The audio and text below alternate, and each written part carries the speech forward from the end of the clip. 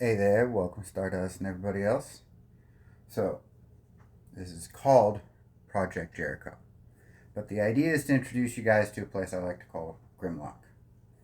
And before I get into another angel spiel, I want to introduce you guys to one of his headmasters. Before I explain who and what angels are, I want to tell you guys of a very dear and close friend of mine. I call him Ori, and most of you actually know him. A lot of you might even think he is that little bit of light in the darkness when you close your eyes, because that is what he is. He is, like most other angels, he's based on a concept, and his concept is darkness itself. Whether it be dark matter, the black, the void, the nothingness, this is where he resides. And when I get into the spiel, you'll start understanding why his name is unique and significant. Um, he he is what I would actually call my guardian angel. And in order to explain angels, we're gonna get into this. So I'm gonna write everything down. I'm gonna scribble it though so you get the sound, and I'll write down the important words. So something I've said before is wicked is good, right? Well, wicked, good, wicked, good. How do we put these words together? Well, Bible, as well as many other texts, put it very simply.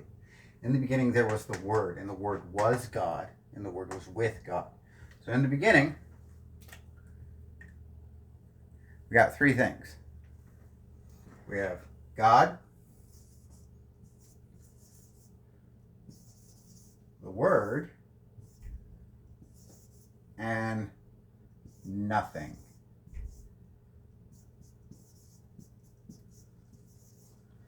Now, what most people don't understand is this is your Trinity. Your God, the Mother, Son. And in the beginning, it's not that God created the heavens and the earth. It is in the beginning when God spoke, he spoke into existence. So God spoke to nothingness. Actually, I think this is kind of cute because it's like God whispered to his wife and made her orgasm into reality. I'm not insulting her. I think it's cute. So God spoke to her with the word. So basically, God said, hey, lady, I want to have a son. And what he did is in the beginning, God created light, right? And the darkness. And what a lot of people don't tell you, but it is written there, is then he said they were good. Not it, they. Key points here. So we got light, we got dark. Both are good. Later on, he goes on and he creates day, right? And he creates night.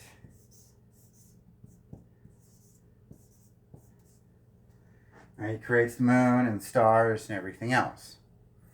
But I wanted to get into these concepts because it never, ever, anywhere, any religion actually talks about the creation of angels. And I understand because before, boom, reality happened. So before the Big Bang, before Holy Spirit or the nothingness orgasmed us, um, our souls already existed. So when it says the sons of God came down to the daughters of man, what he's talking about is our spiritual angel essence, which existed before our birth. Some of them didn't want to wait, so they came down early. Now, I'll continue to break that in. So, Jesus, the Word, in Old Testament is called the first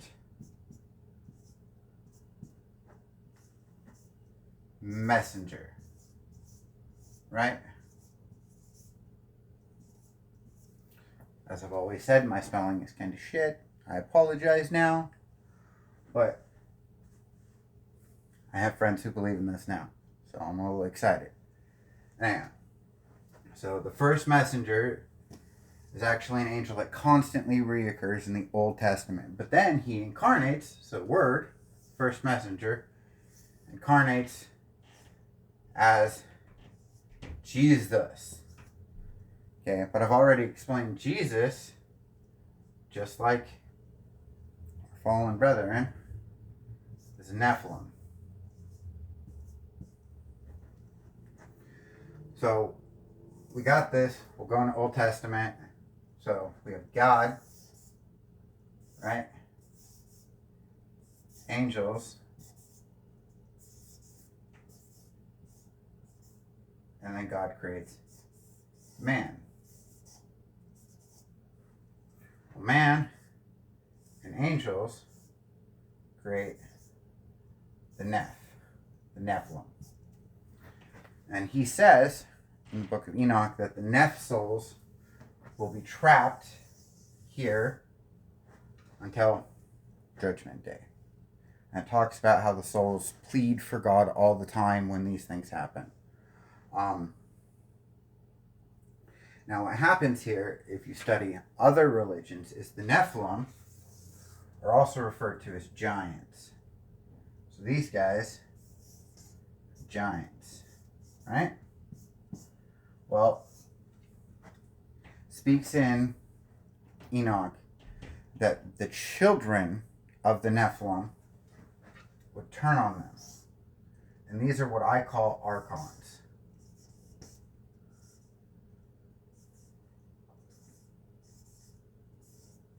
Okay?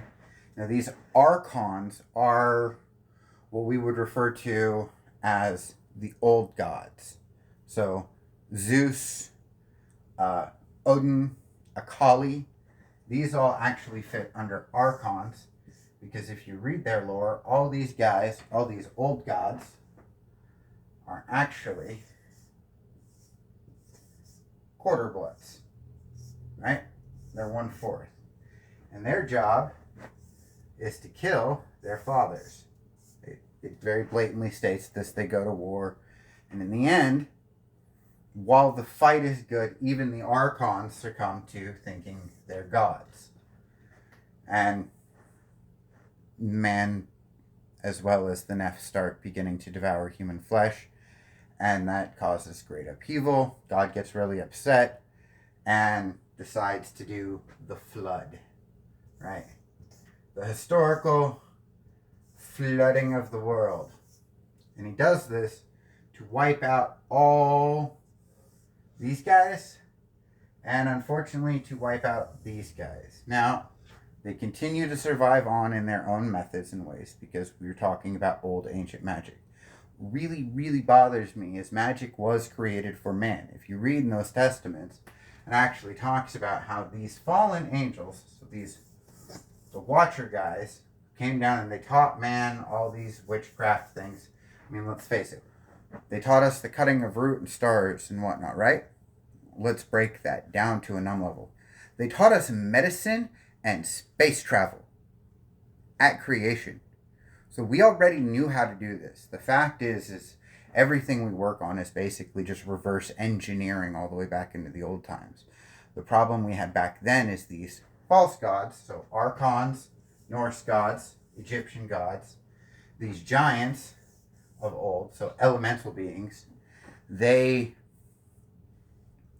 claimed that they were the source of the power, but let's face it, Odin and Zeus both use lightning, but it's not their element. I mean, God strikes people down with lightning all the time, and if it was Odin's element, then hypothetically God wouldn't be able to use it.